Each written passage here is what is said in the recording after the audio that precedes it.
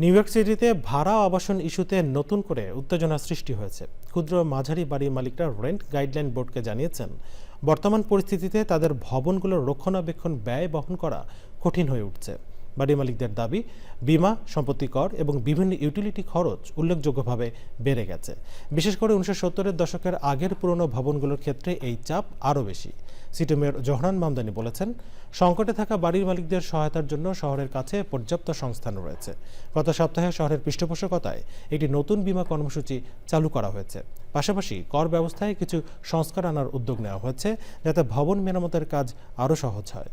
এরই মধ্যে বেশ কয়েকজন ভাড়াটিয়া বোর্ডের সামনে সাক্ষ্য দিয়েছেন, বর্তমান উচ্চ ব্যয়ের কারণে নিউ ইয়র্ক শহরে বসবাস করা কঠিন হয়ে পড়ছে।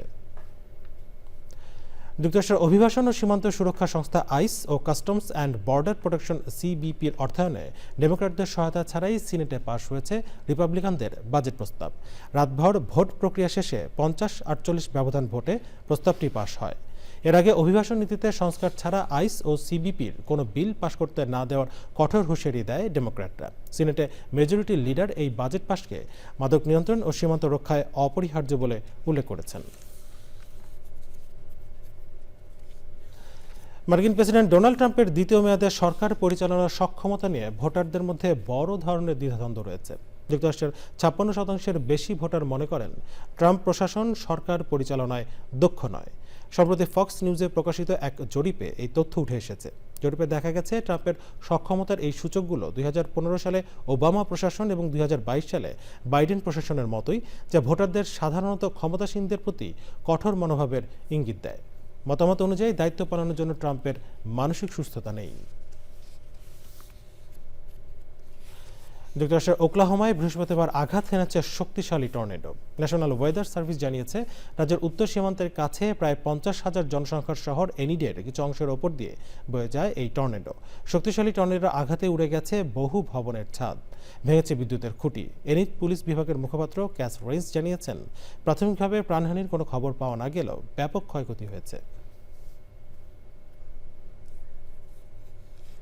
নিউ ইয়র্ক স্টেট সিনেটে এবার পহেলা বৈশাখ বাংলা নববর্ষ দিবস হিসেবে সম্মানসূচক রেজলিউশন পাশ হয়েছে। বুধবার সিনেটর টবি এন স্টেভিস্কি ওই প্রস্তাবনা উত্থাপন করেন।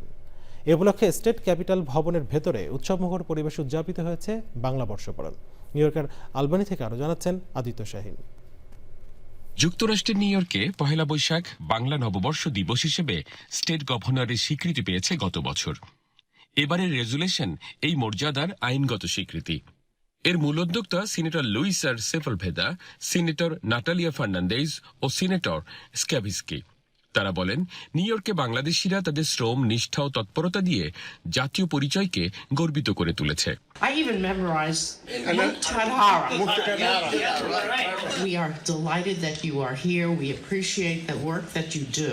Very proud to represent so many people in this Bronx district, both now and in the past, whose families and who came from Bangladesh. Yes. It's a new, relatively young country, but long-time traditions, and you brought those traditions and that culture to New York, and we are happy to have you. এই গৌরবকে উদযাপন করতে দল বেঁধে new York city থেকে state ক্যাপিটালে আসে ঐতিহ্যবাহী বাঙালি সংগঠন মুক্তধারা ও এনআরবি ওয়ার্ল্ড।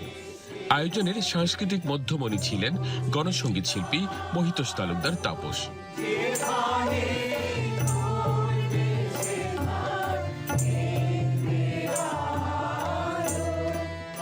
তারা বলছেন, সকল জাতিগোষ্ঠীর সঙ্গে বাঙালির জাতিগত গৌরব বিনিময়ই এখন সময়ের চাহিদা। এই যে পথ পরিক্রমা, এটি একটি সিঁড়ি। এই কষ্ট, এই ত্যাগ, সন্তানকে সুশিক্ষিত করা এবং বাংলা ভাষাকে, বাংলা সংস্কৃতিকে ছড়িয়ে দেওয়া। বাংলা ভাষাভাষী সকল মানুষকে আমরা যেন বুকে ধারণ করি, বুকে লালন করি। এটা যদি অন্যান্য জাতিগোষ্ঠীর মধ্যেও ছড়িয়ে দিতে পারি, তাহলেই আমাদের এই বাংলা নানানভাবে এই সংস্কৃতি পুরো যুক্তরাষ্ট্রে ছড়িয়ে যাবে। Aditya Shaheen, channel I, Albany, New York. ফ্লোরিডায় বাংলাদেশ অ্যাসোসিয়েশন অব ফ্লোরিডার উদ্যোগে আসন্ন 30তম Asian food fair and culture show উপলক্ষে আয়োজক কমিটির প্রস্তুতি সভা হয়েছে। মেলা আয়োজক কমিটির সদস্য সচিব মোহাম্মদ আলমগীরের প্রস্তাবনায় এবং চেয়ারম্যান সাইফুল ইসলাম জুয়েলের সঞ্চালনায় সভায় সভাপতিত্ব করেন কো কনভেনর মঞ্জুর চৌধুরী। সভায় আয়োজক কমিটির বিভিন্ন সাব কমিটির চেয়ারম্যান ও সদস্যদের পাশাপাশি উপস্থিত ছিলেন সংগঠনের সভাপতি এম রহমান জহির, সাধারণ সম্পাদক আরিফ আহমেদ আশরাফ সহ অন্য পরিচালকরা। সাধারণ সম্পাদক আরিফ আহমেদ আশরাফ আমন্ত্রিত অতিথিদের সুশৃঙ্খল ব্যবস্থাপনা নিশ্চিত করার বিষয়ে গুরুত্ব আরোপ করেন। সভাপতির বক্তব্যে এম রহমান জহির 3 দিনব্যাপী অনুষ্ঠানের সূচি ঘোষণা করেন।